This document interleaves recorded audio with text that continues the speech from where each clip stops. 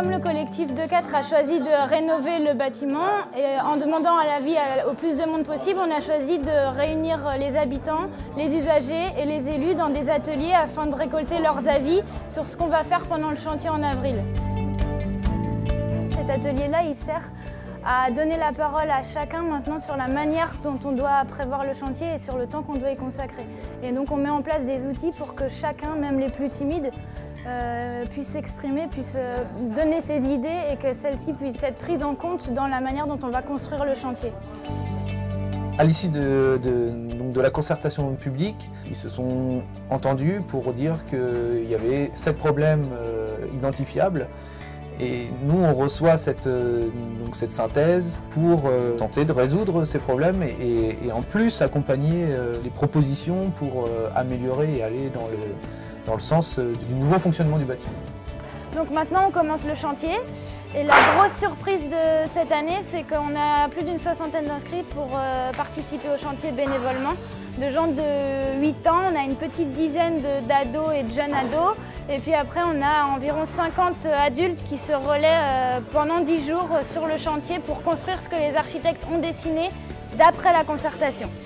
Notre rôle dans le chantier va être de mettre en relation du coup ces artisans et ces bénévoles, créer encore du lien social, de l'échange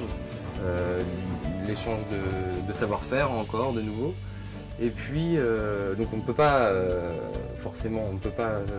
faire la même chose à des bénévoles qu'à des artisans pour des questions de sécurité d'abord et aussi de compétences. Donc nous sommes là pour faire que le chantier soit organisé, en sécurité, et puis que ce soit un bon moment pour tout le monde. Notre ambition au niveau du parc Normandie-Maine, c'est vraiment de reconquérir ces patrimoines de centre-bourg, de les valoriser et d'éviter la banalisation des paysages.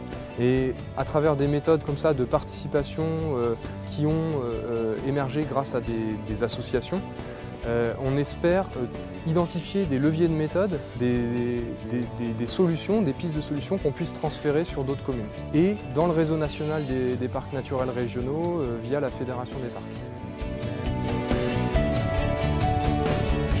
En fait, l'aspect intéressant de cette expérience, c'est surtout l'aspect conférence et l'aspect concertation et de faire participer des gens quel que soit le niveau social. Il n'y a aucune sélection qui se fait et automatiquement ça donne un résultat et le mélange de ces résultats-là, c'est une réussite vraiment fabuleuse et je pense que ça peut se transcrire aussi bien au niveau de la commune comme aux alentours de la commune et de l'intercommunauté.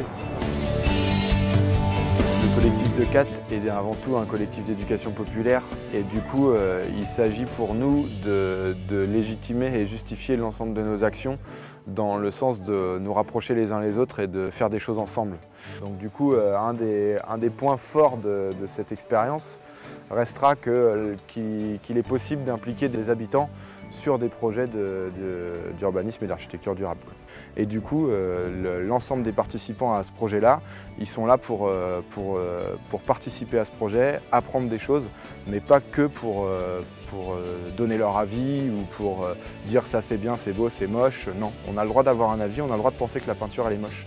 Mais on sait que c'est arrivé par la concertation et que du coup, tant pis, c'est pas grave si elle est moche pour nous, parce qu'en fait, pour l'ensemble du collectif, elle fait acte de travail.